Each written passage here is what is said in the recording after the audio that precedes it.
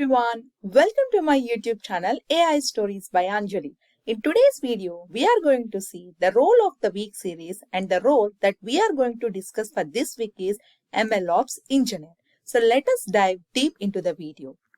What is Mlops engineer's roles and responsibilities? Firstly, Mlops engineer is a person who deals with deploying the machine learning models. That is his primary skill. For doing that, he need to know the entire ML framework, product infrastructure, as well as how he can deploy, how he can make the customers or client to use the ML product. For this, he need to know the entire pipeline infrastructure and also the budget involved for the product to deliver to the client. So the overall goal for him is he need to make sure the product what the ML engineers or data scientists develop need to be delivered and deployed to the client for using the product. So this is the role of the MLOps engineer, and this role is very similar to the DevOps engineer, but the only difference is DevOps people deals with the software products, whereas MLOps people deals with only ML products. So this is the basic difference between a DevOps engineer as well as MLOps engineer. So let us see the skills. Firstly, as I mentioned, he need to know the entire pipeline or infrastructure. So basically for doing that, we need to have the budget as well as the enough resources. So from the current market, cloud computing is the best way to make use of resources and also to make the efficient use of the budget. So you need to have a cloud technology, which is primary skill for the MLOps engineer and also for DevOps people too. But in terms of cloud technologies, there are different cloud providers across the market. So you need to have a basic understanding of at least one cloud platform perfectly. And based on the company that you're working, there will be different cloud, internal cloud providers within your company, which is specific to your company. So, but overall, there are three major providers. They are AWS, Azure, and GCP, that is Google Cloud Platform. Make sure to have at least one cloud perfectly. So which is very important for this role. And also you need to ensure as cloud contains multiple services, you need to know the MLOps related services, that is machine learning related services efficiently. And also if you have a certification in the specialty of data science or machine learning, that definitely adds the value for that. That is the primary skill. And next skill is containerization. What is container? So let us say example, for example, if you want to copy a set of files or you want to share the files, if there are 20 to 30 PDF which are of large sizes, what you just zip those things and you right. Similarly, whatever the product that you develop, so whatever the pipeline or infrastructure that you have developed for deploying your ML product, once you have developed, you need to test it and you need to share that.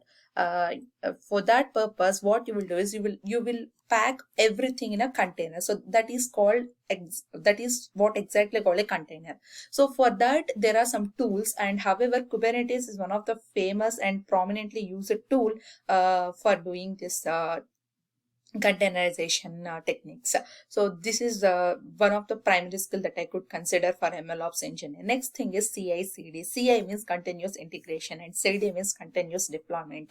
So whenever you are doing something, you need to integrate that, and if you test it and if you deploy immediately, that definitely will helps you to save some time. So that's the main reason why DevOps as well as this MLOps have comes into the picture. So these pipelines are essential for MLOps role, and I could say the prominent things like the prominent tools in CI/CD category are like Jenkins as well as Docker, etc. These are the prominently used tools, and this is definitely an important skill for MLOps engineer. Next thing is programming languages, and of course this is one of the primary skill that you could say for any of the data roles, like is Python and SQL, and which definitely adds the value.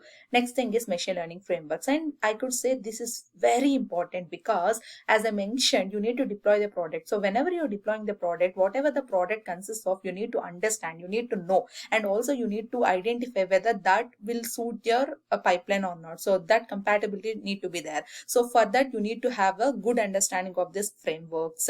So the common machine learning frameworks are scikit-learn, PyTorch, TensorFlow, Keras. So if you have these fundamental framework technologies, a skill as well as certifications, that is definitely adds a value. Next thing is DevOps practices. So DevOps practices like Git tool and automated testing. So all these will definitely helpful for an MLOps engineer to particularly concentrate on machine learning products and deploy them efficiently. So next thing is a monitoring and logging. So of course this is very important because whenever you're deploying, if something pops up and if something fails, you need to monitor and you need to correct it, right? So that is very important skill. And security and compliance, which is fundamental whenever you're dealing with this type of activities, because if something happens and if the data has been exported, who is responsibility for that, right? So always make sure security is one of the primary thing that you need to consider in data roles, as I'm mentioning